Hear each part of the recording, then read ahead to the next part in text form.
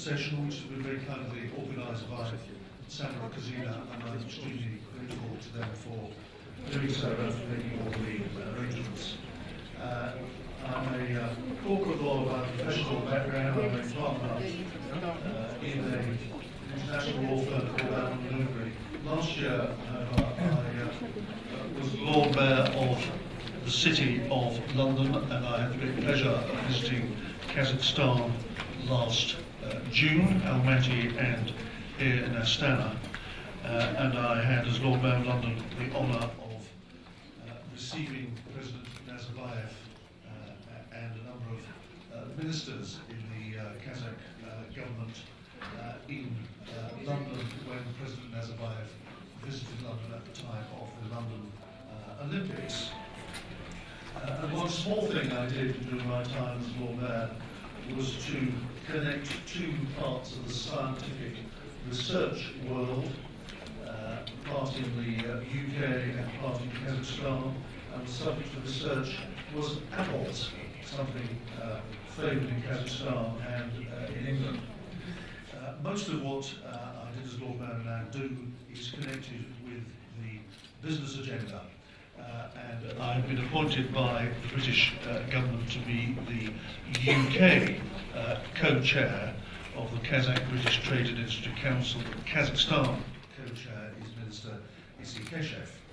I was asked to be here at the Astana Economic Forum in that capacity, and I'm pleased to say that I flew here by Air Astana, and very comfortable it was too. My presence here is a sign of renewed United Kingdom interest in Kazakhstan, increasing signs of which both from the government perspective and from the commercial perspective that you have seen and will see later this year.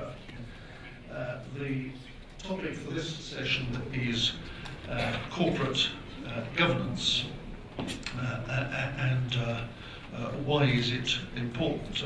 I attended the plenary session of the forum earlier today, and there was talk quite rightly of sustained, balanced, inclusive growth and making sure that the business environment is a competitive one, and corporate governance is all about that and its impact on economic growth and jobs.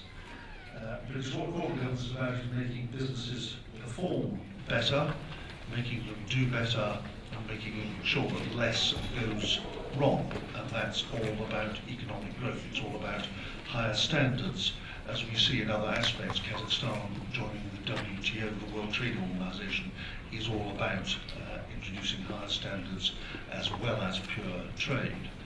It's about fairer treatment for shareholders, those who provide capital from outside the enterprise, both domestic and foreign.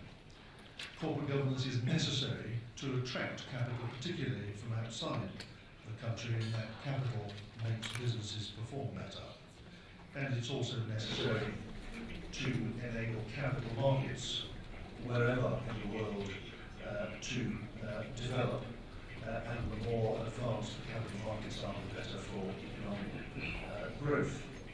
Or if you want to put it the other way around, if a business takes in capital from outside investors and does not have good corporate governance, then at some stage there will be a problem. And we see that on every occasion where there is less than perfect corporate governance. Corporate governance is a wide topic. It's done by a wide range of different means, by law, by regulation, by social norms, by convention. Some of it is compulsory, some of it is voluntary, and some of it is in between. Some of it is about enforcement, and it's a matter of the sanctions for breach, but actually you don't want people to breach it, you want people to behave well in any event without the need for sanctions. Some of corporate governance rules turn out to be less effective than they should be, and some of the least effective corporate governance rules are the most popular with regulators and lawmakers, and some of the most effective ones are the ones most restricted by regulation, and some can even be counterproductive. There's a lot of international work that has been done by international bodies and by countries with fully international capital markets, and some done nationally. We're going to look at those, we're going to look at corporate governance in a pure management sense, and we're going to look at an extension of that, which is corporate social responsibility, like how business and companies behave to the rest of the community outside the narrow business agenda. So what I'm going to do is I'm going to initially ask three people to make short statements. Because we've lost a bit of time, I'm going to ask them to keep to 5 minutes each, if that's all right. Then I have a couple of other people who want to say something, and then I will open it up for discussion. Contributions should, if you want to say something, please don't just start. If you catch my eye and find a microphone so we can have one conversation around the room, that would be most helpful. I'm going to start with Daniel Bloom of the OECD, who has done a lot of work on corporate governance around the world. Daniel. Thank you, Sir David. You've given us a tough challenge here to condense everything into 5 minutes, but I'll do my best. First, to say that why the OECD is here now and interested in this topic. OECD is the global standard setter for corporate governance. We have the principles of corporate governance enacted originally in 1999 and revised in 2004. And right now we're at a critical point in our thinking where it's very important to look at global trends, because we're considering a new revision to this global standard starting next year. So the OECD has launched a project on trends in current equity markets, and what does this imply for this standard? How should we change it in some way? And what we found in the initial results, this is an ongoing project, is that there's been quite a dramatic change in markets globally in terms of how much they're being used to support economic growth. There have been far fewer IPOs in recent years, far fewer in the last 10 years than in the previous decade. And we're trying to get at the question of why this is. In the period from 1993 to 2000, in OECD countries, there was an average of 1,170 initial public offerings per year in OECD countries. That dropped in the last 11 years to 670, almost half the number. The amount raised in the previous period up to 2000 was 133 billion per year, and now the average amount is just 69 billion. So equity markets are becoming less important in OECD markets. Even within these OECD markets, the amount that local companies are using these markets for IPOs is dropping further still. More than 60% of IPOs are coming from non-OECD countries, like Kazakhstan, like China, others who are listing on OECD markets. So more and more markets in other regions and emerging markets are becoming more important, and they're the ones that are picking up the growth. So what does this mean for Kazakhstan? What does this mean for countries in the region? I think the question is, if countries like China and Brazil and India and Turkey are able to have growing IPO markets while we don't see this happening in advanced markets, what can Kazakhstan and other countries do to also capitalize on this trend? Because there is this growth potential. One of the things that I hope we'll talk about today is the program in Samruk-Казына to have some IPOs to promote local capital market development. They had an IPO just last year, and there's a potential to do more. And this is something that's, I would say, unique to the Eurasia region. The OECD has had a program just with Eurasian countries, about 12 countries, including, say, the largest markets are Kazakhstan, Mongolia, and Ukraine, most active among those countries in terms of markets. And in all of them, there's a difficulty getting these markets kick-started, but I would say in Kazakhstan, you have at least a stronger potential because there is this program of partial privatization that can serve as a spur to increase transparency and improve corporate governance. So the economic incentives are there. I think if you want me to keep it to 5 minutes, I should probably stop there. There's much more I could say, but we'll come around to it. Thank you. Thank you, Daniel.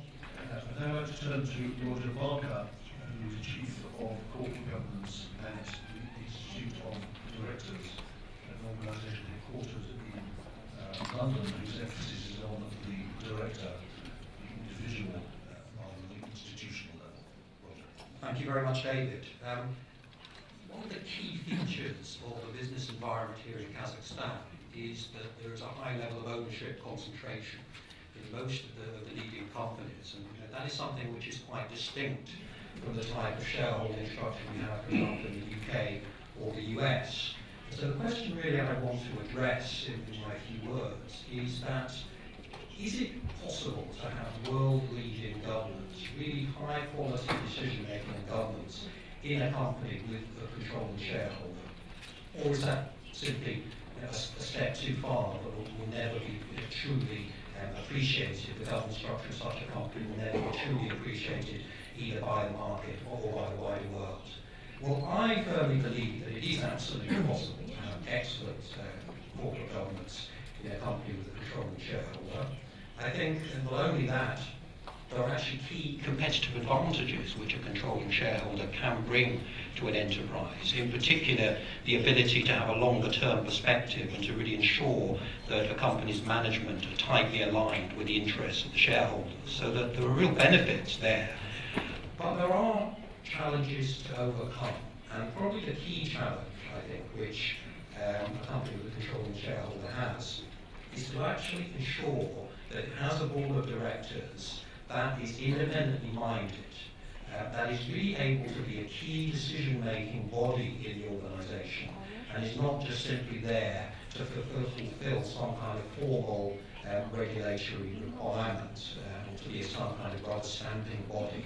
So that, I think, is a challenge. If a company can have an independently minded board, and I'm not necessarily talking about a board that is fully composed of so-called independent directors according to some kind of formal criteria, but a board that is able to think in an independent way and to have, should we say, a truly objective view of what the company is doing, then I think that it is absolutely possible for such a company with controlling shareholders to have excellent governance.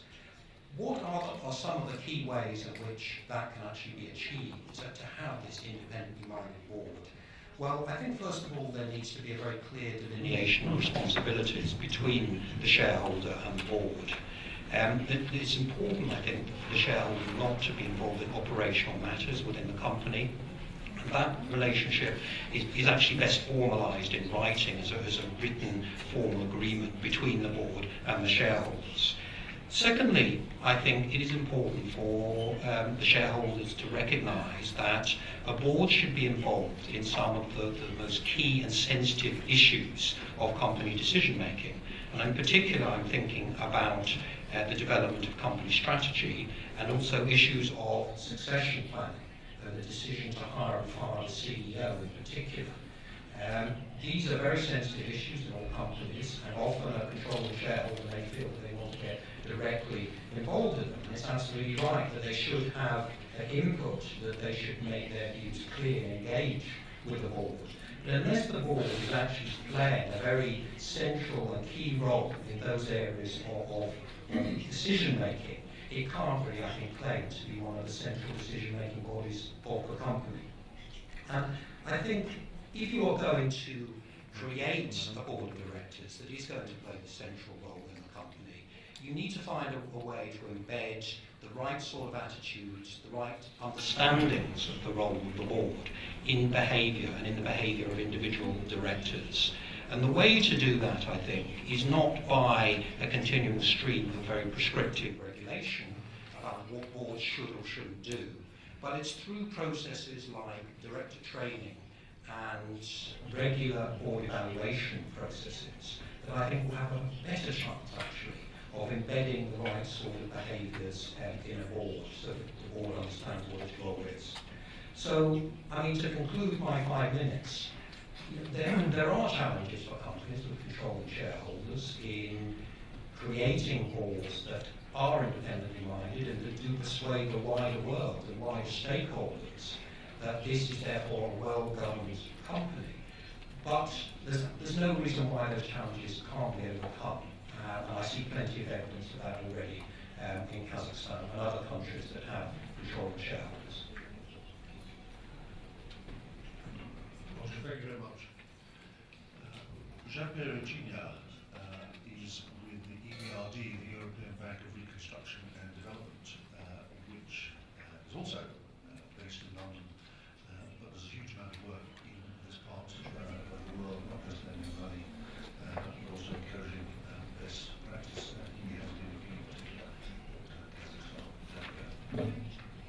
Thank you. Thank you very much, David.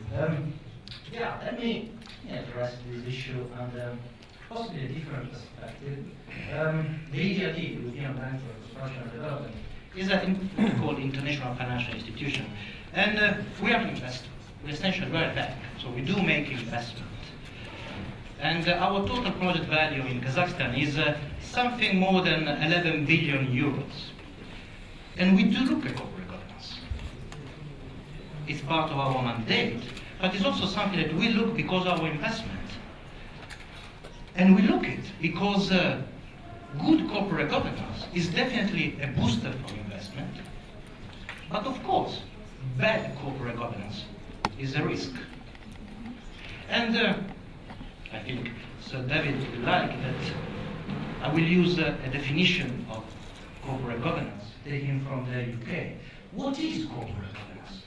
Well, taking the Cadbury Code, 92 Cadbury Code, the first corporate governance code, which shaped the way to the compliance principle, define corporate governance as the system by which companies are directed and controls are implemented.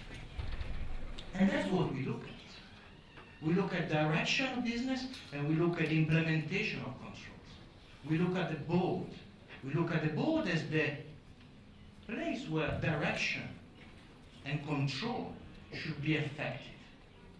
And therefore, let's look at what the legislation in Kazakhstan says. How this direction and control is shaped. And when I see at the law, I see that all joint stock companies must have a strategic planning committee, a personnel remuneration committee, an internal audit committee, and a social affairs committee. All joint stock companies. But do we really need all these committees? Is corporate governance something that we measure by the number of committees? Or we measure by the quality of these committees? Each of these committees needed to be chaired by independent directors. But what is an independent director? And why we do make all this attention on independent directors? Well, independent, or I should better say, qualified and independent directors, because if you don't have the right qualification, you cannot express your objectivity. Qualified and independent directors are key in order to insulate objectivity at the board level, especially for those issues that are highly potential for conflict of interest. But what we look at is at the effectiveness of these objectivities, because what we want is that this objectivity is expressed and then is then recommended to the board. So I'm questioning whether all joint stock companies in Kazakhstan need 4 different committees to perform this role. And I wonder whether the composition of this committee is really sound in order to ensure this qualification and this objectivity. The law leaves outside of the possibility to sit in the committee. The law leaves executives the possibility to sit in the audit committee. But this is highly potential for conflict of interest. Now, this is what we look at. We're looking at direction and control. We're looking at the possible risk. This is the way that we look at corporate governance. We want to limit the risk of bad corporate governance. And therefore, as investors, we are very keen to see board that can express objectivities in their decision in an effective way. I should conclude by saying that the EBRD will start soon a project in Kazakhstan with the idea to, I would say, propose discussion for the revision of the law just of company law on one side and a corporate governance code on the other side, in order to make it more effective, based of course on best practices, but based mostly on what is going on the environment here, because what we want to achieve is a workable framework, is a framework that ensures better profitability and less risk for investors. Thank you. Jean-Pierre, thank you very much.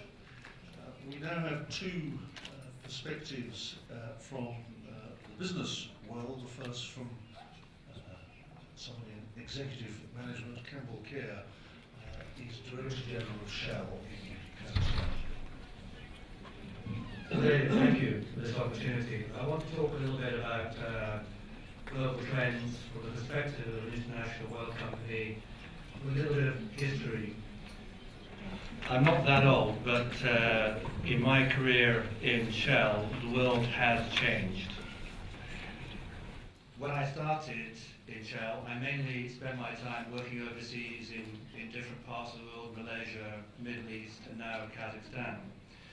When I started, communications were very limited. It was phone and telex. That's only 25 years ago. And therefore, the degree of communication, the interface with head office was very limited. Today, it's dramatically different. The communication revolution has enabled head office to come to the local business, and it's enabled the local business to provide a lot of information to head office. So the interface has changed dramatically. As David has said, this offers a lot of opportunities. It allows for centralization and standardization of services. For example, IT services.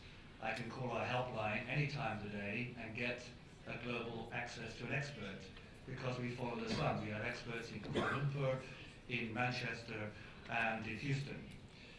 Our financial services are done centrally as well, hence making it more efficient and more competitive. It allows me global access to expertise, technical expertise, that can be located around the world in centers of excellence, like Bangalore, like in Holland, and in Houston. But it brings risks as well. It brings a risk that head office will try and run the local business without the feel and the contacts in the local environment. And a lot of data flow can end up consuming a lot of management time. So when you look at the global world as it has evolved and how it may evolve in the future, it's all about the balance. In Shell, we maintain that the country chairman, myself in this case, is a single interface with the government and the key stakeholders. But I have challenge from technical and functional experts around the world through modern communications. So in a global business like this, dynamic global business, you need clear rules of the road to run your business. I'm in charge, but I have to get advice and expertise from around the world. So from a very practical point of view, from my case, I need a very clear internal corporate governance structure so I know what rules I'm operating to, yet I have the freedom to deliver the business results that we need. David, that's what I wanted to say. Thank you. Campbell, thank you. Jean-Pierre, you mentioned the concept of independent director, and we have a number of independent directors in the room, none more experienced than Dick Evans, who's the independent director of Samruc-Казына. David, thank you. I'd like to pick up on one or two of the points that we've made today, and also sort of talk a little bit about the practical application of governance in this part of the world and in the particular markets in which we have to operate. I think today everybody accepts that good governance is good for good business. And operated well, it is highly effective. And although it's very difficult to correlate absolutely the value that governance gives, nevertheless, generally, I think we all believe that it adds value to the business. And the other side of that coin, actually, is that bad or poor governance does exactly the opposite thing. And governance is, in my view, simply a piece of the toolkit that any good management actually uses in order to run its business. We've heard a lot today about governance in terms of the boards of directors of companies. Good governance is embedded in the middle management of the organisation and works its way upwards. You can have the best board and the best guys you can ever find anywhere sitting on a board. They are dependent upon the information they receive, and that information comes out of the guys actually operating and running the businesses. So that's one point I want to make. This is not all about simply the board of directors of the company.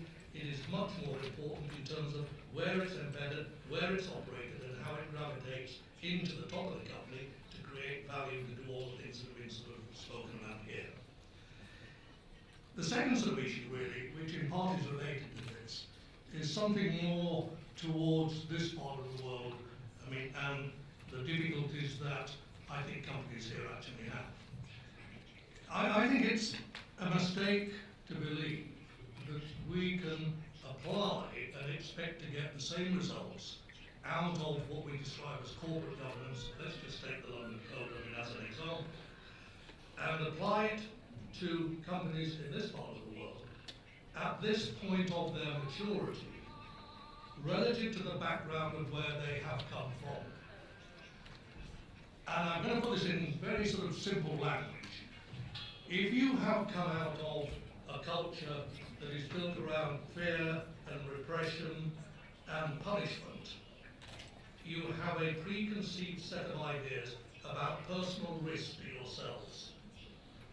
And that is a major piece of the culture in this part of the world today that those of us who are trying to move the game forward actually have to deal with, and it's a big problem for our senior managers here in moving things forward. It's a part of an enormous cultural change that will take a long time to embed and see the results of. And to get away from this sort of issue that we've historically had, which is, if I take a decision, it's the wrong decision, then I'm going to get punished for it. And whatever people tell you, that actually exists here in spades today. The consequence of that is, of course, what it can do is completely nullify entrepreneurship and taking sensible risks in order to move the business forward in the interest of the shareholders. And that absolutely is not where we need to be.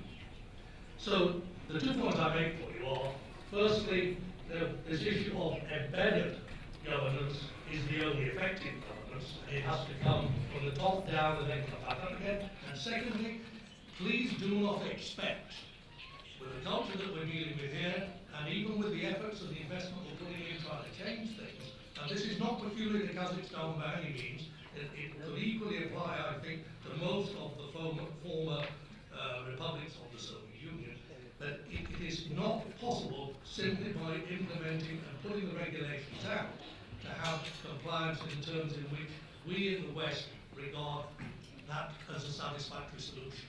And it will take time to get there.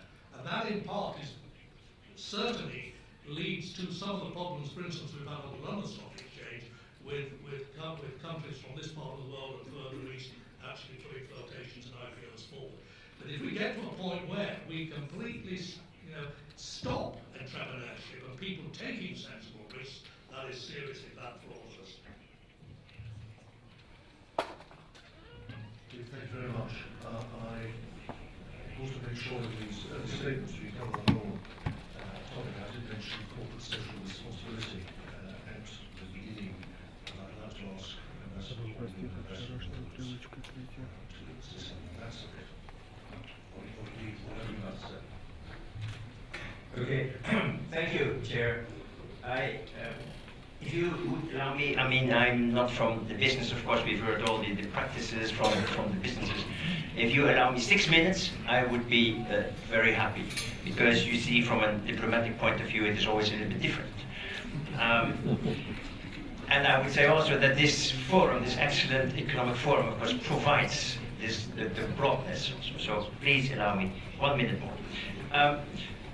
We have to realize that in the long run, not maximum profits, and individual interest should prevail, but a sustainable society in all its aspects, simply because it is in the interest of the members of that society. This is the real long-term perspective, and that should be the target.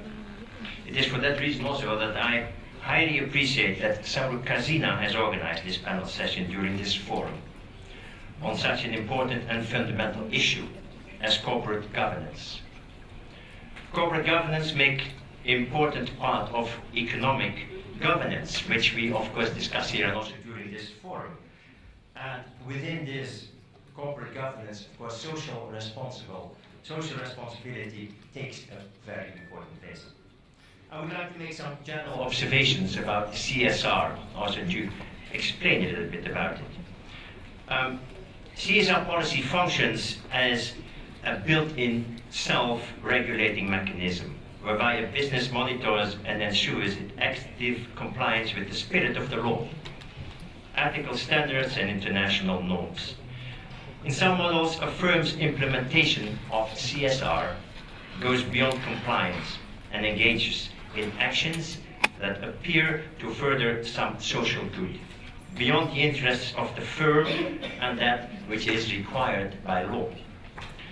CSR is a principal and pivotal matter for responsible business behavior and attitude in our societies. Responsible because we have to gauge and weigh certain values against each other in our activities in order to maintain ethical standards, corporate interest, of course, gains and profit against environment, health, and human living conditions. Modalities which enable us to live in dignity now and in the future. It covers a broad range of modalities, contributing to society's long-term prosperity by a cautious balance between profit, people, and planet. CSR respects human rights, obeys international labor standards, and bans forced labor, child labor, corruption, discrimination, and connects business with important issues of the society, like transparency and, for example, also waste recycling.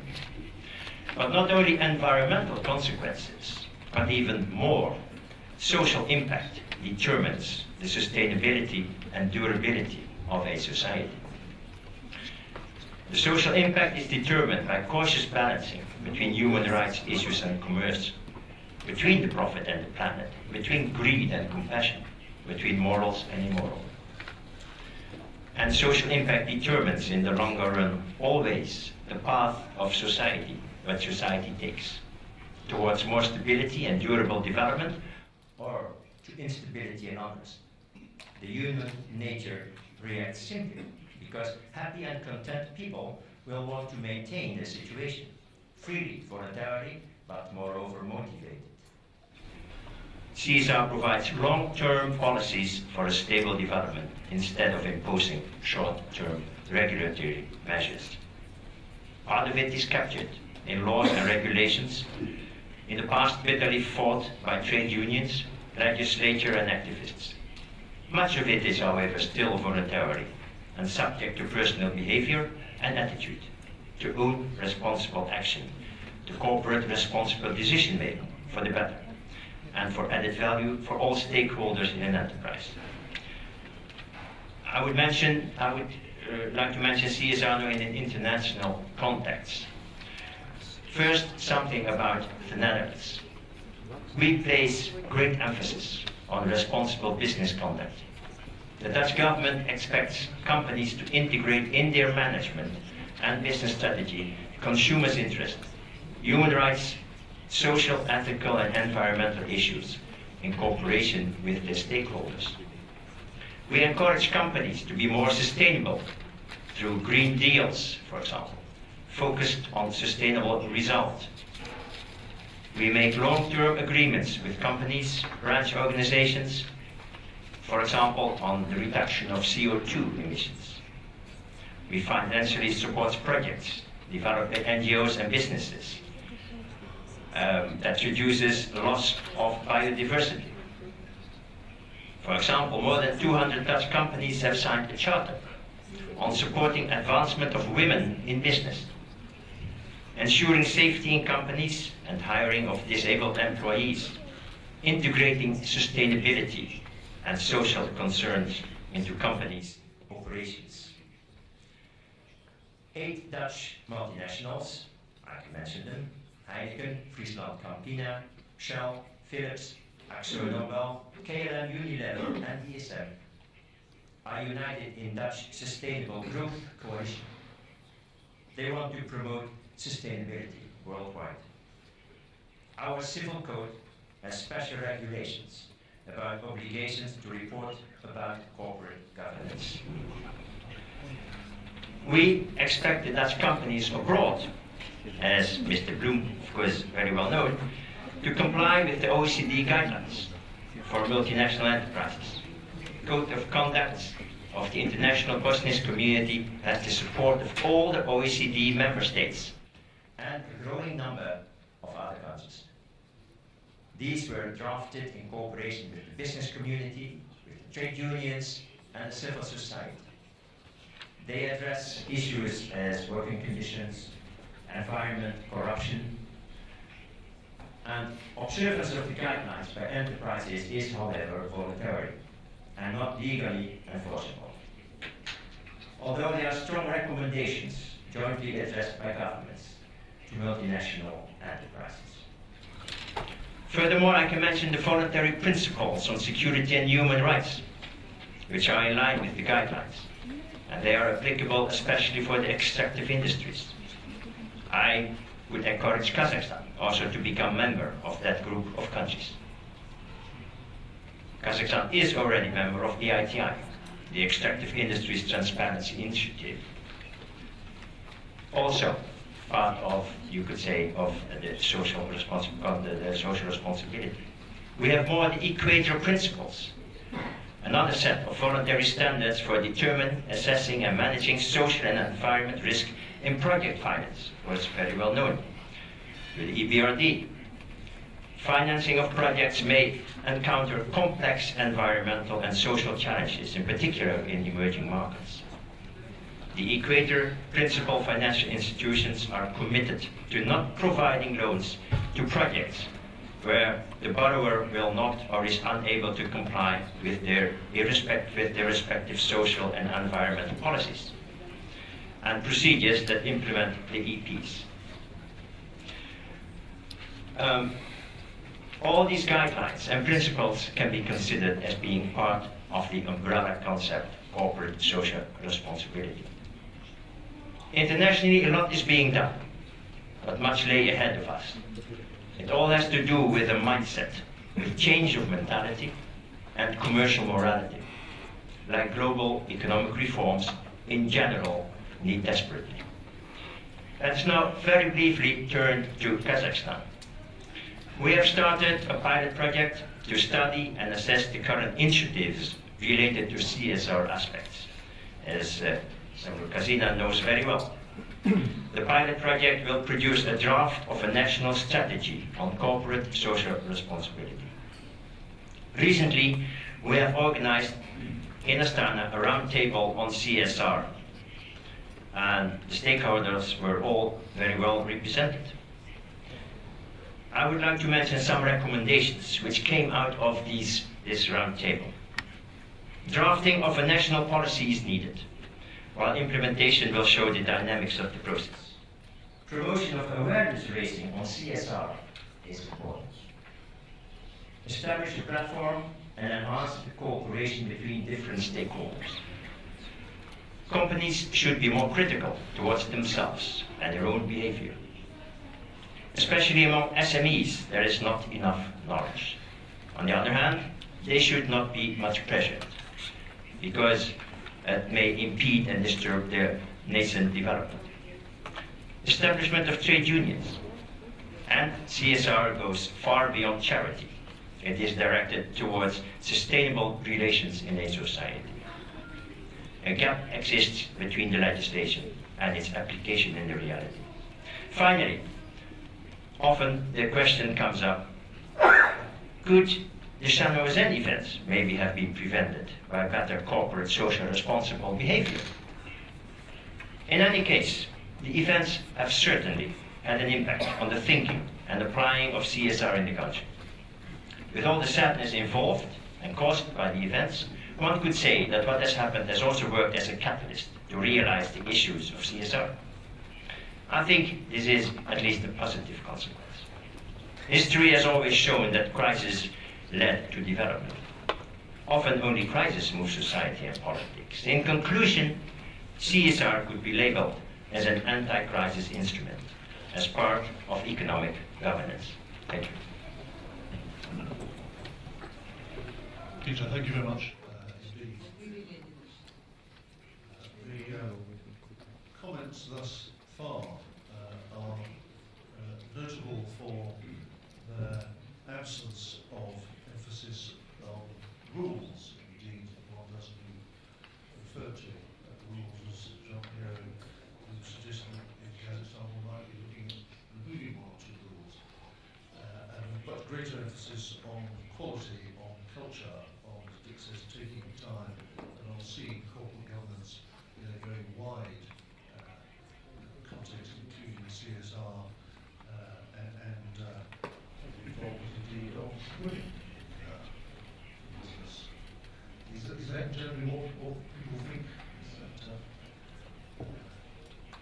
Does anyone wish to argue the case for more rules? My name is Arik Houwik. I'm a non-executive independent director of Kaspo since last year. And when I came to Kazakhstan, one of the things I did was look at the corporate governance framework. And being a former banker, the way I looked at the framework, of course, the corporate governance improves the results of a company, but also reduces the cost of capital of a company and improves the access to capital markets. And one of the things I found was that actually in Kazakhstan there is a high level in terms of the rules that exist for corporate governance, which is great. At the same time, I noticed that there is something in the equity markets called the Kazakhstan discount. Now, why is there a Kazakhstan discount when the corporate governance rules are of a similar standard as the corporate governance rules are in Europe or in the US? So in the past year, I've looked around and I've talked to many people, and clearly corporate governance is not about rules. Corporate governance is not about regulations. The investor at the end of the day makes a judgment. The investor at the end of the day doesn't look at the rules. The investor looks at how the rules are applied and how the rules are used and what at the end of the day, therefore, the results are. And I think reality is that we are not there yet. Reality is that we are not there yet in Europe or in the US for that matter, because also there we are continuously trying to improve the rules and to make the rules more pragmatic. But also in Kazakhstan, copying a lot of the rules as they have been thought out in Europe or in the US is not enough. This is, as Dick also put it, this is very much about changing a culture. This is very much about education. And it's not only about education of directors, but it's also about education of shareholders and about education of management. So, Mr. Chair, I think, as far as I'm concerned, the most important thing is how you apply the rules and how you effectively create the best possible corporate governance.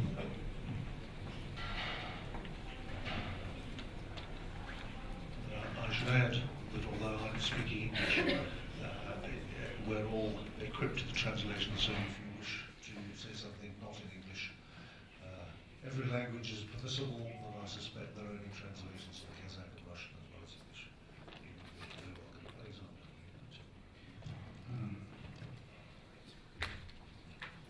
Спасибо, Дэвид. Как раз воспользуюсь этой возможностью. Как раз свое выступление, свои комментарии сделал на русском языке. Вы знаете, вот та дискуссия, которая сейчас была, она для меня поставила следующий вопрос. что действительно необходимо для того, чтобы успешно проводить изменения в корпоративном управлении. Особенно в таких условиях, в которых функционирует ряд стран, там, где большая доля государства в экономике и где есть контролирующий акционер. И мы часто слышим, что мы бы хотели, чтобы эти изменения были быстрее проходили в жизни. Или мы хотели, чтобы они проходили так, чтобы они были более полезны и эффективны для компании. Но, к сожалению, мы видим иногда другую историю. И, на мой взгляд, существует, по крайней мере, два необходимых условия для того, чтобы такие изменения претворяли в жизнь. Первое – это потребность в изменении. Это уровень мотивации. И второе – это наличие заинтересованных лиц, которые готовы делать эти изменения. Россия и Казахстан объединяют общая история, культура, экономические связи. Наши братские народы и наше бизнес-сообщество имеют схожую ментальность, имеют схожие вызовы. И поэтому я позволю себе привести или сослаться на опыт России, где тоже существуют достаточно большие проблемы с корпоративным управлением. И то, что мы видим, то, что российский бизнес на самом деле очень серьезно недооценен в сравнении даже с компаниями и странами БРИКС, и имеет ограниченные возможности по привлечению капитала. У инвесторов есть один показатель, которым они оценивают компании. Это PE ratio. Это то, какой доход приходится на акцию. Так вот, средний показатель России составляет 5. Если вы сравните Китай, Индию или Бразилию, то, соответственно, 16, 12 и 10. То есть потенциал капитализации российского рынка может быть увеличен в 2 раза, чтобы дойти к уровню Бразилии. Это означает, что 90 миллиардов долларов капитализации могут превратиться в 1,8 триллионов долларов. То есть мотивация на кону, цена вопроса, это почти триллион долларов. И вы знаете, я еще хочу в заключение сказать, то, что действительно существует государства и компании могут создавать хорошие законы и правила, и требования, и процедуры. Но в конечном счете инвесторы и бизнес, они будут оценивать качество корпоративного управления не на бумаге, не на словах, а то, как это применяется на практике. И поэтому, конечно, много в изменениях зависит как от позиции государства, так и от позиции бизнеса. Вот именно в наших условиях. Спасибо.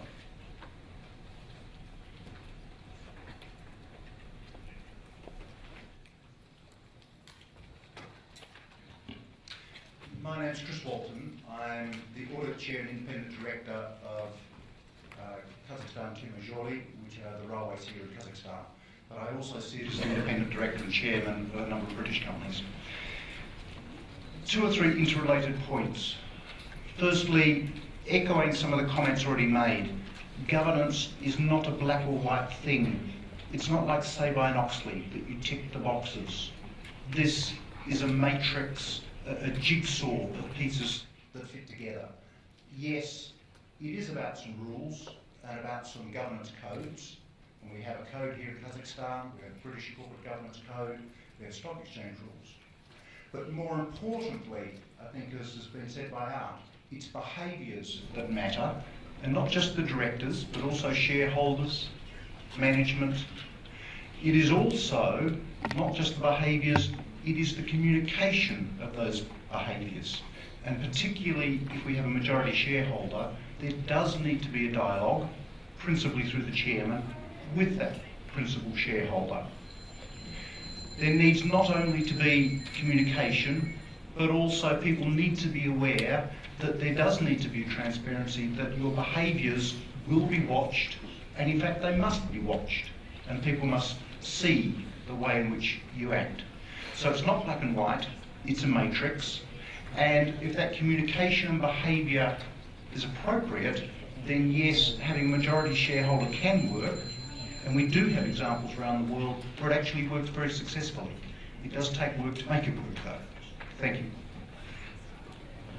The advantage, I suppose, of a rule-based approach is you can write it down, you can translate it, and it's fixed, you know what it is. With behaviours, the acts which I refer, there's a lot of judgment. How do we get over the fact that one place or one company can have one judgment, we have to be a different one elsewhere? Indeed, a very accurate observation. Corporate governance codes, stock exchange rules are a starting point, and they are a quantitative baseline. However, whether it's an investor, a bank, or capital markets, they will actually make subjective judgments about you. Governments will make subjective judgments about you. So it actually is a mixture, and you're right, two different people or parties may not come to the same conclusion, and that's perhaps why governance is not black and white, it's actually an evolving process, and no company actually reaches the point where they suddenly say, we have good governance, let's stop. Because some people may look and only see it being partially there.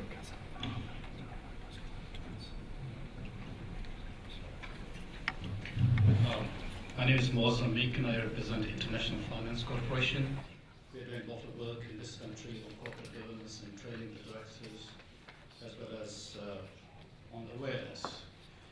I think Mr. Alexander mentioned the PE ratios. I mean, I think that's a good indication of what's happening in this particular country. I mean, they're half of what you would find in other places. If you look at even the perception corruption indices, I mean, Kazakhstan is at 122 of 172. I mean, these are not good indicators, I think. EBRD mentioned they have about $11 billion program, but I mean, the moment you start looking at this and saying, where is that $11 billion, I think this is mostly in the government projects. If you start looking at the private projects, I think you will find very tiny amount of that. And I think as the President wants to diversify this economy, the corporate governance issues are going to be becoming very important. From my perspective, I think some rules are necessary. I think it's important to do that because the evidence IFC has, working on the corporate governance, that in emerging markets, people try to comply with the rules rather than take voluntary action. So some rules are important, I would argue. And I think we need to therefore strengthen the code as we move forward. But besides that, I think we need to do other things as well. I think which needs to be done. For example, the regulation which we talked about needs to be strengthened. Awareness. I think this is where we need to be talking about awareness, why these rules are important. What the examples we need to give. Training for the directors. I think this is very important. What their job is. And you know, for some reason, when we talk about the large corporations, but we shouldn't forget that 56% of the GDP in the United States come from 11 million small companies. Or the West in Brazil only has 400 companies and 55,000 other companies exist. And there, the corporate governance issues about the succession planning and the inter-party transactions and so forth become very, very important. So training of the people, of the board of directors is extremely important. Thank you very much. I think Kazakhstan does better in some other league terms. It's pretty hard for them. World Bank easily doing business table.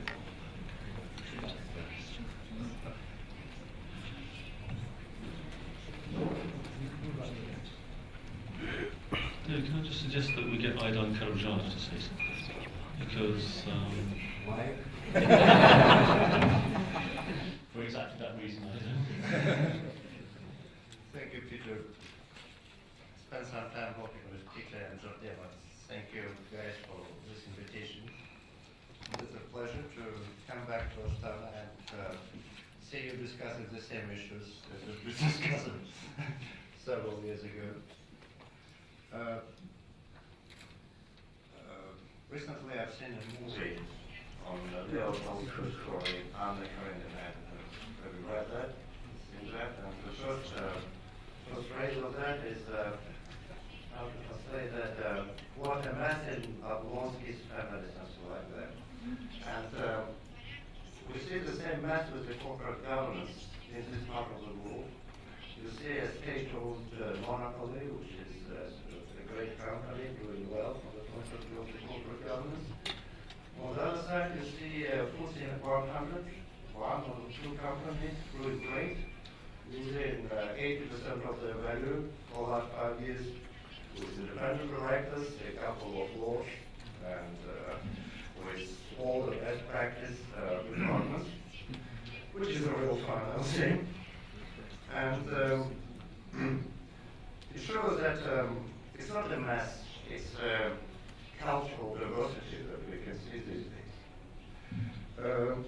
Looking at my own experience of professional independent directors in Kazakhstan, I would say that you can bring a sort of bright person, hardworking, whatever, but a little privately owned stake in whatever company, like Arastana or Telecom, helps to improve the corporate governance much better than the whole bank of independent directors. And I think the real challenge is the privatization. Kazakhstan needs state-owned companies to have private shareholders. 1%, 5%, 49, 80, whatever. But whatever sort of economic interest of the private shareholder makes much better than hundreds of directors sitting on the board. That's my personal opinion. No harm to independent directors. They're doing a great job, and I think we should be very grateful to them.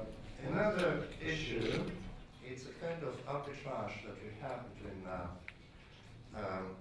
let's say, two types of independent directors. Professional, 20, 30 years experience in the industry, knowing whatever, how to drill, how to deliver letters, or whatever, telecom. On the one side, it's a great profile of independent director for a company in Kazakhstan, because this type of independent director is like a sort of former MBA coach looking at a sort of university basketball team and seeing everything, talking details and knowing everything. On the other side, you have a kind of visionaries with a great experience in different industries. I've been in food and beverage industry, and now I come to sit on the board of the telecom company, and obviously my general experience brings quite a bit of experience. I think two types of independent directors are required here. You cannot say we go the option A or option B. I think what is really important is the message that the owner, and i.e. the government in this case, should give to independent directors. I'm looking to increase the value of the company, or I want to increase the production, or I would like to increase the reserves, or I'd like to cut the personnel, whatever. I think independent directors are like good players in rugby or soccer or whatever. The important role is with the government to be a good coach and to say, look guys, I don't want to see that. That's all I have to say about the corporate governance. Thank you very much. Добрый день, уважаемые участники круглого стола. Я являюсь депутатом Мажилиса парламента. Меня зовут Айгуль Соловьева. И я сегодня участвую на этой площадке и получила несколько сигналов от выступающих о том, что в нашем законодательстве есть какой-то дисбаланс и несоответствие и неадекватность, может быть, вот всем мировым стандартам корпоративного управления. И это, я обязуюсь посмотреть и сделать анализ, и готовы мы работать для того, чтобы понять, что в нашем законодательстве не соответствует тому, чтобы успешно проводить корпоративное управление. Ну и ко всему, вот я хотела сказать о том, что мы, депутаты Мажилиса парламента, стали инициаторами закона по противодействию коррупции, и в Казахстане ведется в этом направлении большая борьба. И кроме того, мы сейчас работаем над законом о доступе к информации для того, чтобы соблюдать принципы прозрачности. И присоединились мы к инициативе прозрачности, и у нас уже 3-й национальный отчет пишется, и мы хотим валидацию процесс пройти. И вот то, что сказал господин посол Нидерландов, я хочу усилить и сделать акцент на этом, поскольку я была прямым участником вот тех инициатив, которые и от Самрук-Казына, и от посольства Нидерландов были, о том, что корпоративная и социальная ответственность это является составной частью корпоративного управления.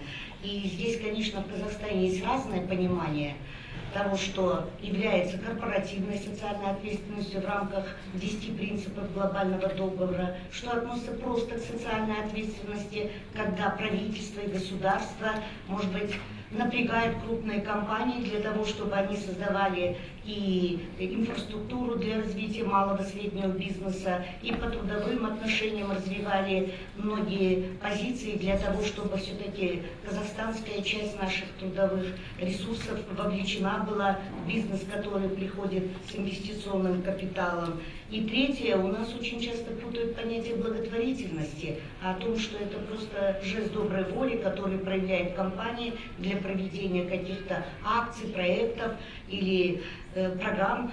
И поэтому я думаю, что вот, пользуясь сегодня вот таким вот замечательной дискуссией, мы лучше будем вникать в проблемы, которые существуют здесь у отечественных и зарубежных инвесторов.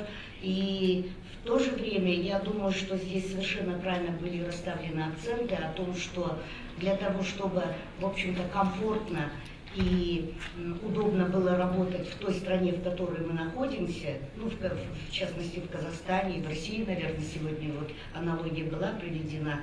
Я думаю, что для этого очень четко нужно рассматривать корпоративную социальную ответственность не только как строку бюджета, а как выстраивание коммуникации и взаимоотношений с неправительственными организациями, с гражданским обществом. Это все, что я хотела сказать. Спасибо.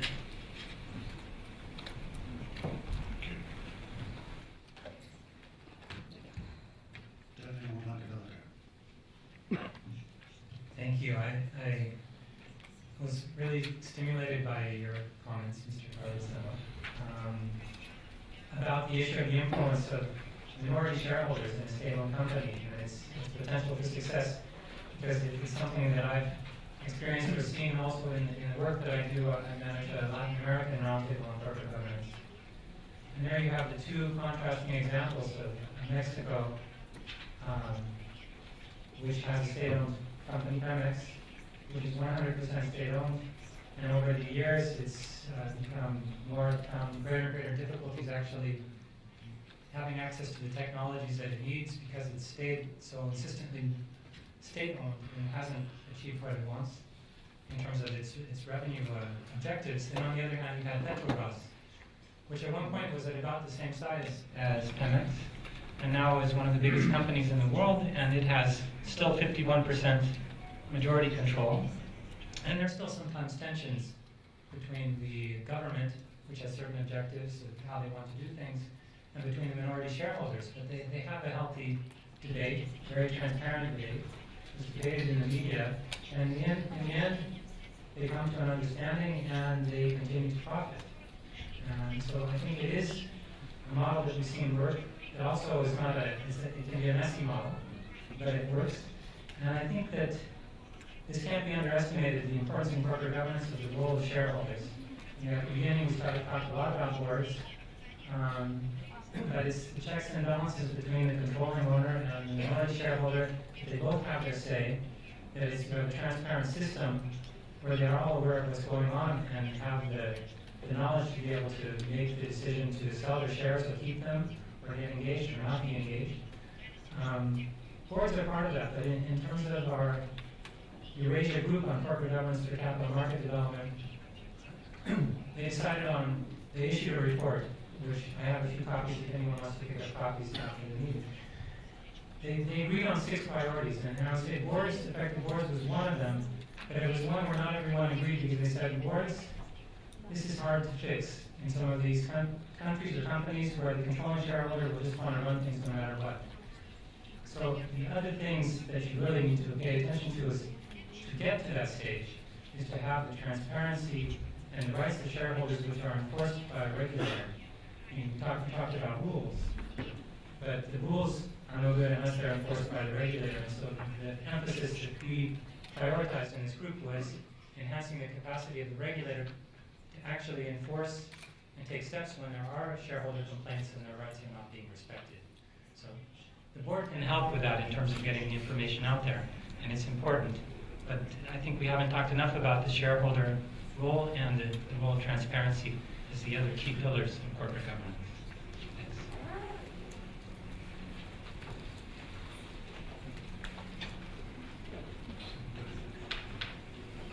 Thanks a lot. At least ladies try to catch our time. My name is Ключевые. I am executive for the ФНБ director of Gas, subsidiary of Samruk-Казына, and I'd like to provide the two real information which is interested to you, but to avoid this very serious phenomenon like different perception, I will prefer to continue in Russian. So, всем добрый день. Здесь принимали очень важные и нужные вопросы. И поскольку я работаю в Казахстане долгое время и представляла разный бизнес, сегодня уже независимый директор, мне хотелось поделиться с вами двумя реальными фактами, которые были определены. Одна инициатива, это была определена группа независимых директоров, входящие в компанию Самрук-Казына. Другая тоже инициатива, она иного характера. Первая инициатива. Когда мы подумали, что делать с корпоративным управлением, для меня корпоративное управление определяется очень простым и емким словом – управление сообща.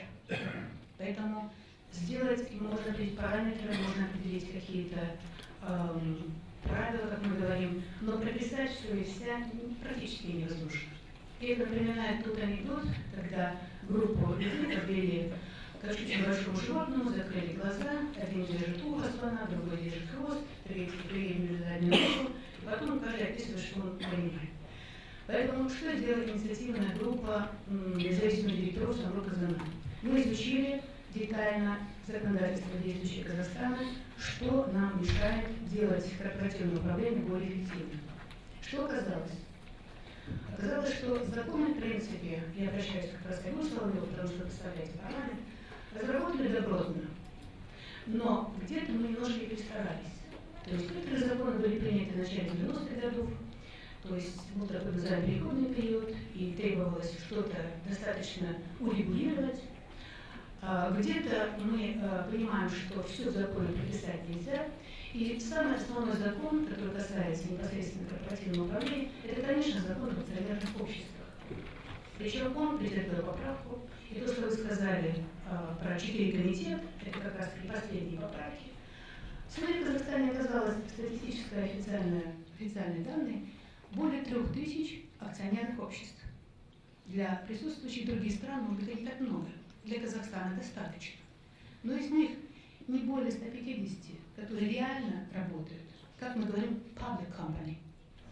И получается, что мы предлагаем только для 5% эти жесткие правила, которые разработаны при помощи международных экспертов, хороших юристов. И вот это жесткое регулирование, определенное законом, порождает формализацию.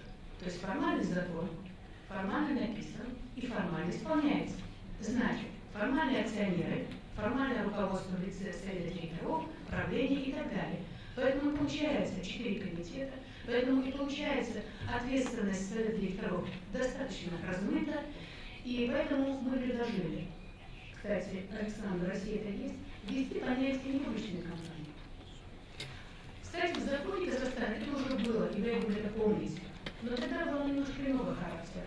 Здесь же мы раздвинули, то есть сохранив ответственность публичной компании, а прежде всего ответственность перед теми акционерами, которые выходят на свободный рынок, мы предлагаем как раз таки парламенту будет предлагать внести необходимую эту дефиницию публичной компании, тем самым дать уже необходимую свободу предпринимателю. То есть, если предприниматель желает организовать бизнес в Казахстане, пусть он сам определяет, какой это бизнес. То есть, если его компания в будущем будет листинговаться, значит, он будет уже формировать согласно тем требованиям, которые представляет Лондонская, Гонконгская и наша уважаемая казахстанская фондовая биржа. Но если он пока не хочет листинговать и не несет ответственность перед всем обществом, то тогда мы говорим, не надо ему создавать СД, не надо ему навязывать двухуровневое управление. Достаточно одного уровня управления, потому что он сам знает, как он выглядит. И тогда, если он желает, это может быть просто группа наблюдения, как мы говорим, сопровождение или еще что-то. Но не надо создавать эти комитеты, комитет по аудиту, назначениям и так далее. Кто-то усматривает в этом, что мы даем излишнюю свободу. Я думаю, что излишняя свобода еще никому не помешала, потому что излишняя свобода требует излишней ответственности. Поэтому, Айгуль, спасибо, что вы напротив. Это первое предложение. Второе предложение. Оно тоже было очень полемично. Сегодня, в соответствии с законом ОПО, в составе СД, Совет директоров, должно быть не менее 30% независимых директоров. Кто-то говорит, это достаточно, но мы все-таки посчитали, как принят вопрос независимым директорам, если он нас не устраивает. Потому что мы всегда будем в меньшинстве. 30 всегда меньше, чем 70. И поэтому, если, так сказать, зависимые или исполнительные директора пожелают провести какое-то решение, они это в конце концов проводят. Выходить на те действия, как это уже в развитых рынках, то есть независимый директор не согласен с политикой, и он заявляет о выходе, я думаю, что для Казахстана на этом этапе пока преждевременно. Поэтому мы предлагаем второе предложение, а именно увеличить норму, предусмотренную законом ОПО, от 30 до 50%. Но это будет касаться только публичных компаний. И тогда те независимые директора, которым сегодня очень скучно просиживать свое время по формальным признакам, они все-таки уже обретут реальный интерес, они действительно захотят быть интересными и прочим. Третий очень важный момент – это, конечно, за защитой миноритариев. Сегодня об этом много говорили. И мы считали, что 30, 50 больше, чем 30, это уже является частью защиты. И нам особенно приятно, что это была инициатива независимых директоров Самрук-Казына. И вот тут тоже мы говорим о социальной ответственности. И мы видим, что когда крупнейший холдинг предлагает такую инициативу, это будет являться частью этой ответственности, тем более в рамках IPO, то есть народного IPO. Почему мы обратили внимание на именно проблему прав миноритариев? Потому что действительно в отчетах международных экспертов все это достаточно хорошо изложено, но нас задела и вот такая статистика. То есть, конечно, мы работаем в Казахстане, живем в Казахстане, и нам здесь очень комфортно, и мы хотим видеть нашу страну там, где мы ее хотим видеть. Но когда нам предлагают отчет Всемирного экономического фонда, так называемый рейтинг конкурентоспособности, и Казахстан в этом году занимает 51 место, что очень неплохо, из 144 стран, которые участвовали или существуют в политической карте мира. В прошлом году это было 72 место. И когда мы видим, что же тянет назад, по какому пункту, оказывается, именно по пункту защиты миноритариев. В прошлом году мы были на 113 месте, а в этом году мы вышли на 89 место. Почему очень важна защита прав миноритариев? Это прежде всего та социальная ответственность, потому что надо развивать рынок и надо предлагать. У нас, знаете, в дискуссиях практических и научных мы все время говорим, когда бабушки-пенсионерки сядут в компьютер и наконец-то начнут покупать ценные бумаги. Но я думаю, что все аналитики и практики согласятся, что время Казахстана, когда пришли крупнейшие инвесторы, наверное, уже позади. Поэтому нужно ориентироваться именно на таких частных, непортфельных инвесторов, и им будет, конечно, очень важно защита миноритариев. И последний пункт – это вот тот пресловутый кодекс корпоративного управления. Он был разработан в 2004 году, инициатива принадлежала финансовым институтам, и, конечно, при помощи и ОСД, и прочего мы работали. Но, знаете, это как вот написали книжку, мама заставила почитать, она не очень понятна, не очень интересна, и мы про нее забыли. Поэтому мы предлагаем, чтобы именно в устав компании этот документ, кодекс корпоративного управления, он был обязательный. Возможно, какие-то параметры, которые уже международно апробированы, пусть они будут. Но каждая компания должна сама определять свой кодекс корпоративного управления. И мы тоже требуем от законодателей или от парламента, чтобы нам дали такую свободу. Почему свобода? Это значит ответственность. И второе. Мы еще начинаем говорить о корпоративной культуре. И начинаем говорить, что, наверное, еще рано. Но мы полагаем, что если все-таки нам дают возможность самим разработать свой кодекс корпоративного управления или свой кодекс корпоративного поведения, значит, будут зачатки формирования и той необходимой корпоративной культуры. Или, как мы говорим, бизнес-этики. Это первый вопрос, который касается законодательной инициативы. Второй вопрос. он уже касается того, о чем мы все вот говорили. Где же тот орган, который сегодня смог бы работать? Потому что Самрук-Казына – это большая компания, но нельзя обращаться только по всем вопросам к Самрук-Казына. Я должна вас информировать, что еще в ноябре 2006 года группа инициативных бизнесменов, которые входят в казахстанский форум, так называемый, была проведена отличная инициатива, и мы создали ассоциацию предпринимателей. Зарина Асланова присутствует здесь. Национальный совет по корпоративному управлению. Идеи были такие понятные и нужные. Но, к сожалению, оказалось, что даже если серьезные бизнесмены, которых мы примерно знаем, недостаточно, то есть наступило время, чтобы этот Национальный совет по корпоративному управлению вошли и крупные холдинги, вошли и какие-то государственные регулирующие органы, но без права регулирования, а именно части. Как мы видим, и это необходимость, настоятельная необходимость времени. То есть нам нужно создавать институт директоров, нам нужно создавать институт корпоративных секретарей, нам нужно формировать институт деловой этики, какой есть прекрасный институт, также уважаемая Великобритания. Нам нужен свой издательский орган, потому что когда, подожди, почему я говорю по-русски? Потому что начинают спрашивать, а что такое корпоративное управление, а где практические вопросы? Мы немножко уже наелись теоретическими рассуждениями и советами. Можно просто излагать прямой практический опыт здесь, который есть в Астане. Вчера Шуки похвалил Казахтелеком, который уже хорошо, по крайней мере, компания с иностранным участием, но реально работающий в Казахстане. И если вот эта площадка даст нам какой-то национальный импульс, то я думаю, что корпоративное управление на следующий год мы будем уже говорить с какими-то реальными результатами. И самый последний момент. Я признательна руководству Самрук-Казына, что вы организовали такой круглый стол.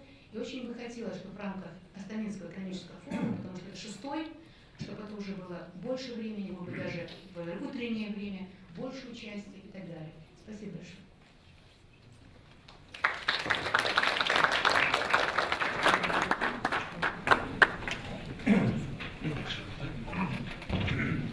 Thank you very much.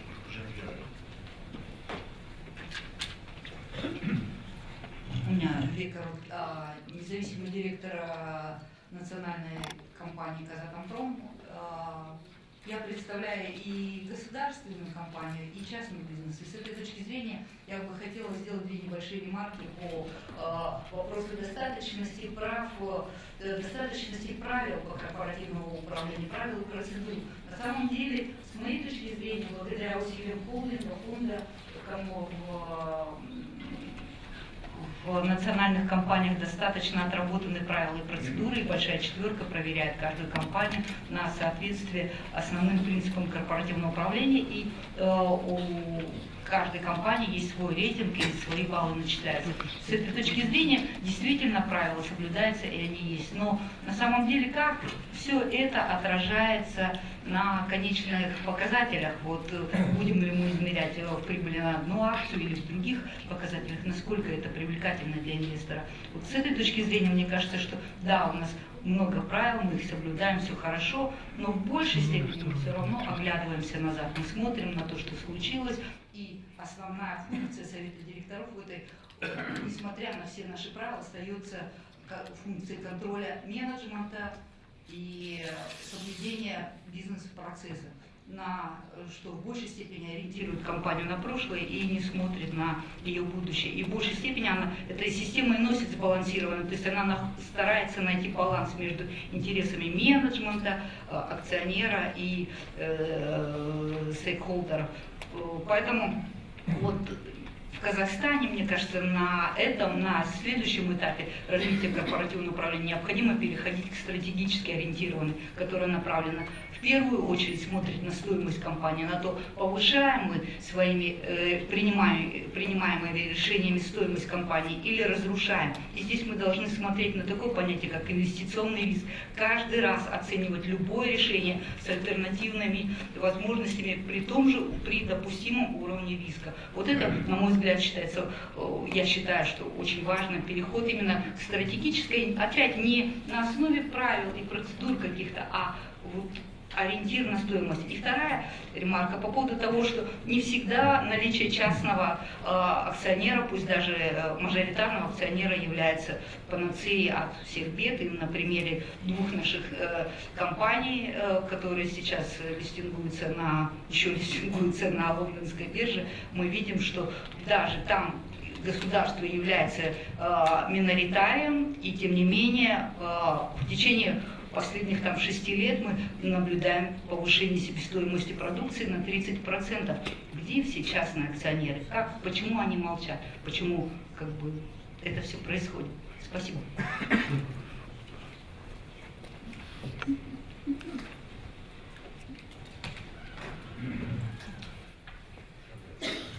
Yeah, just if I may, just few comments for what we discussed so far, which I think is absolutely interesting. I mean, was not said. I mean, I fully agree.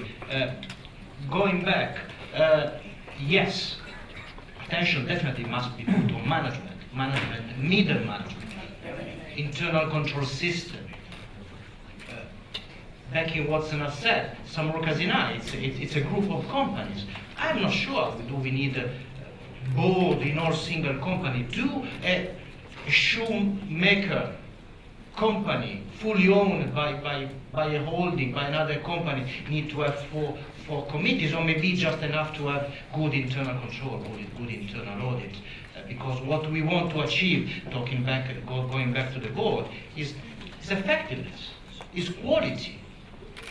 And I fully agree with what is said. I mean, it's here, it seems to me that in Kazakhstan we have a very formalistic approach. We discussed first about the corporate governance code. The UK corporate governance code was developed in order to provide information to shareholders. Is a comply or explain. This is a discussion we are also having with Alexander in Russia. Comply or explain. And the key is explanation, is not comply, because the corporate governance code is not a law. We want to have flexibility, and therefore the value explanation, the value to give company the possibility to adapt their practices as they see fit. One size does not fit all. But how is in Kazakhstan? In Kazakhstan we have a code, and companies are required to just transpose the provision into their bylaws. So that actually, is it applied just because it's in my bylaw? What's the added value? What do we want to achieve with the corporate governance code? And therefore my question is, yes, I agree, we need a bigger involvement by shareholders, by minority shareholders. But minority shareholders want to have meaningful information. Information that can give them something. They can make them feel part of something. And the information that they're getting maybe is not enough. So having a corporate governance code, but without having the possibility to understand what's going on in the company, what's the added value of this information? Let me, another comment that I would like to make, I agree, strategic, really, company, the board should have a strategic vision, should give strategic direction to the company. But when we made an analysis of a number of companies and banks, not only Kazakhstan, but when we ask the question, how much of your time is on strategic issues? Well, the answer was mostly less than 10% or 15%. So actually what happened is that the board is so overloaded with operational issues that actually it's just a tick boxing exercise. Okay, we've done this, we've done that. Is it giving value? Should we look really at the letter of the law? Should we look really at practices? And I guess this is the key. Give the company the possibility to work in the best way they can. Of course, the law should set some rules, and rules might be abided. Of course, rules might be strict, but then flexibility in the issue. And then, of course, training to the right. And by the way, comments to our IFC friend, 98% of our investments are in the private sector. 98%. So that's what corporate governance is about. It's not a compliance exercise, but it's a set of rules that wants to make a company to be run in a better way.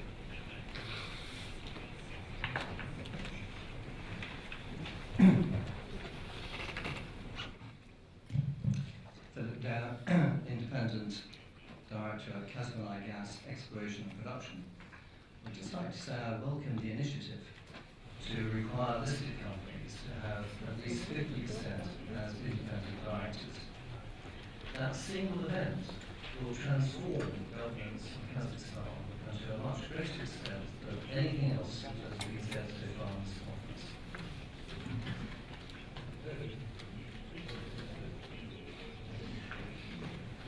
Can I just sort of pick up on, I think finally sort of comments on this side of it.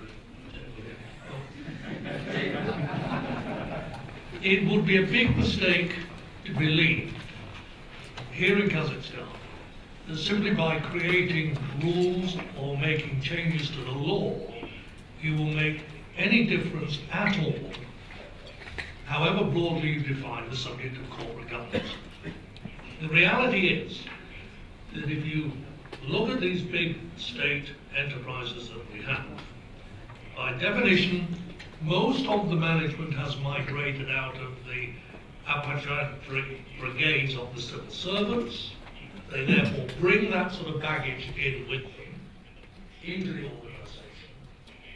And getting people to change their behaviours is the biggest single challenge that any company anywhere in the world today has. Here, it's just much bigger.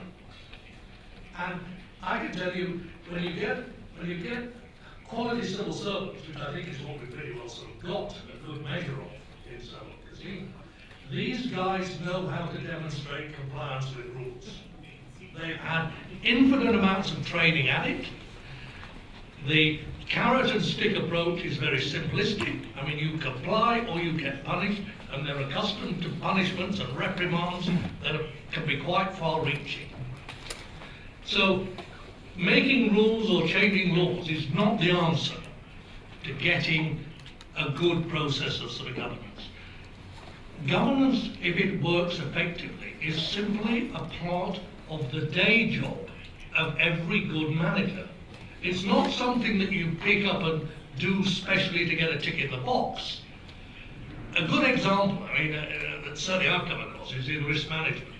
You know, I mean, we're absolutely fantastic at getting completely compliant with all the rules and everything that is sort of quoted in any code you need to mention from anywhere in the world in terms of being compliant in risk management terms. I mean, we produce bloody jungle loads of paper in order to demonstrate it. And having done it, and it goes through the committee processes, and what the hell happens to it? It is back in the drawer until the next time round.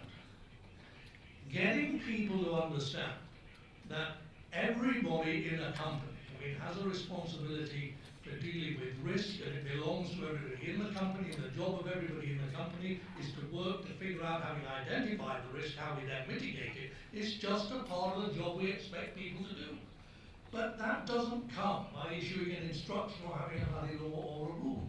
It comes by changing the way people behave in the culture of the place, and the biggest and most important investments here today that we have made is investing in change, and change for the long term, and it's in part an age issue. The younger generation find it much easier to take than the older generation to do, but unless we get through that barrier, I'm telling you that nothing you do in Parliament, nothing we do in international regulation is going to bring about the changes we need to see.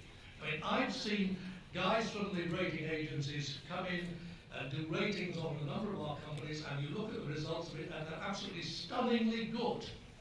But they're complete crap. I mean, they bear no resemblance to the real world in which we actually are sitting here day by day of what we know is going on. But I mean, we have a system here where we can demonstrate, and it is done, the very highest qualities of governance. And the community actually then picks it up and looks at it and believes in it. Unless we get high quality managers who are trained and continually train and update themselves in terms of what good management is about, just like in any other company, you go to any around the world, you actually get second-rate results. And as a part of that, I mean, many people here actually, see a lot of me here in Kazakhstan. I'll make my final point. You cannot have success when you keep changing management. If you look at our record here, in the way at which people move around, it could never ever be a recipe for success. I mean, I used an example recently where, I mean, I just took a case of General Electric. I mean, 2 chief executives in what, 25 years? Samruk-Казына, I think we've had what, 5 in 3 years or 5 in 4 years. You can't hold anybody accountable for anything. These are the issues that if I was sitting as an outside shareholder, I would be asking people questions about. And I'd be asking the government, and if necessary, I'd be asking the president about. Because in order to get success, these are the things you have to do well. That's me. Я буквально, вы знаете, я того, что сказали, что законодательство не так важно, но учитывая тот продукт, который выходит из нашей госслужбы, и который за любое несоответствие закона завтра обязательно арестует ваш счет и привлечет к ответственности. Поэтому я думаю, что законодательство это тоже очень важно, потому что при подходе таком, да, когда могут по любым признакам к вам прийти в компанию и создать проблемы для развития вашего бизнеса, я думаю, что это тоже является очень важным компонентом. Но я с вами согласна абсолютно с тем, что нужно новую парадигму в поведенческих функциях наших людей, потому что многое в законодательстве, очень часто мы всегда учитываем именно ментальность наших граждан. Поэтому я абсолютно согласна, но мне кажется, это все должно идти параллельно.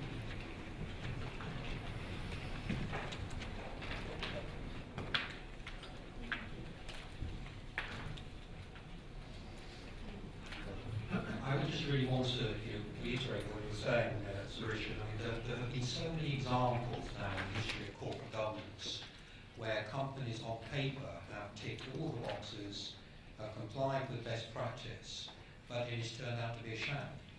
You know, starting with Enron, going through to Satyam in India, we had a number of organisations like that during the financial crisis in the UK. So, I think that one of the great dangers of corporate governance is that things like corporate governance codes, which contain, I think, a lot of wisdom in them about how you can start to organise your governance, the sort of steps which will be useful preconditions for an effective board of directors, for example, and effective relationships with the shareholders.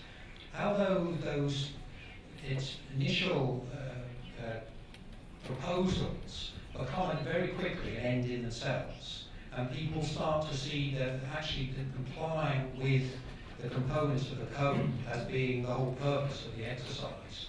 And then, of course, you have corporate governance as compliance, and you miss the point of what you're trying to achieve, which is ultimately pretty much the core of good governance. Is about, I think, having a good board of directors that is active, that exerts proper scrutiny over the company, that can provide good advice to the executive in terms of how the company should be run, drawing on their experience. There was a really effective process within the boardroom. That, to me, is the essence of corporate governance, and to think that it's about complying with rules, really does miss the point.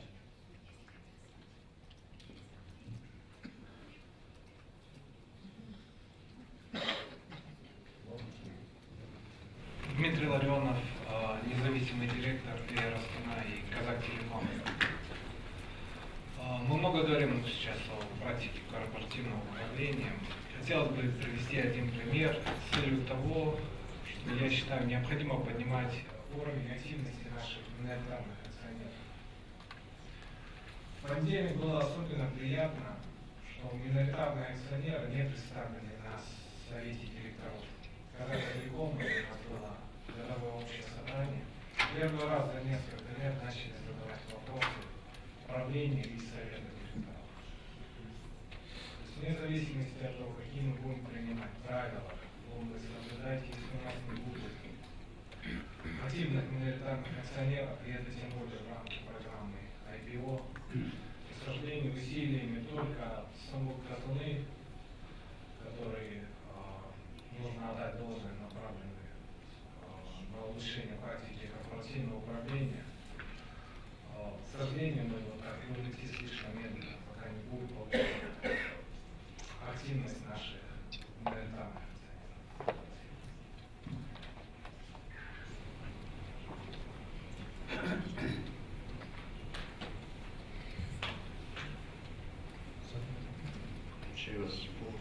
gentleman.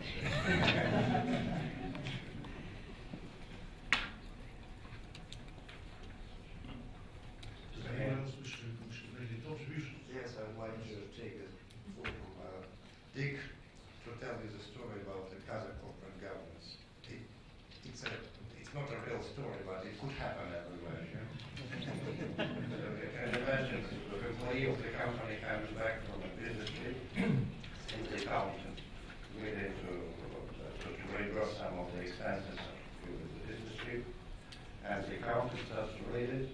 The first item is the hat, $100. He says, well, it's part of the code of our company. We cannot reimburse you. It was raining, I had to buy it. Can't wait. Go back. He comes back in an hour with another list of expenses, and somewhere in between the hotel and the restaurant bill, whatever, he finds a hat, $100. Says, look, I told you, it doesn't work like that. The third time, the employee comes back to the accountant looks for the bill, they look and what is the hat? It's somewhere there, but you'll never find it. So it's a little bit about the different codes that we're discussing here.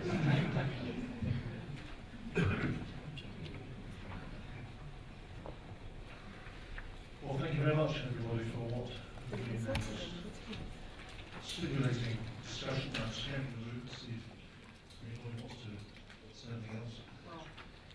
Peter.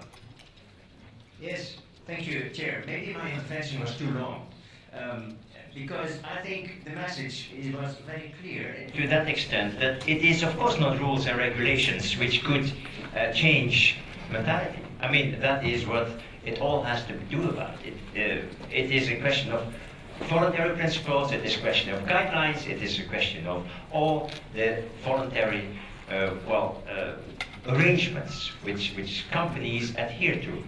And of course, the Parliament, our parliamentarian representative, which has just left, said, well, we also need rules, of course, and legislation. On the other hand, Sir Richard says, of course, we cannot only by rules and regulations get the people there where we want them to. No, it is a question of both, of course, and that is what I also wanted to mention. Moral behavior, moral commercial behavior, attitude, a change in morality, and in of course, the mentality. And mentality is the most difficult thing to change.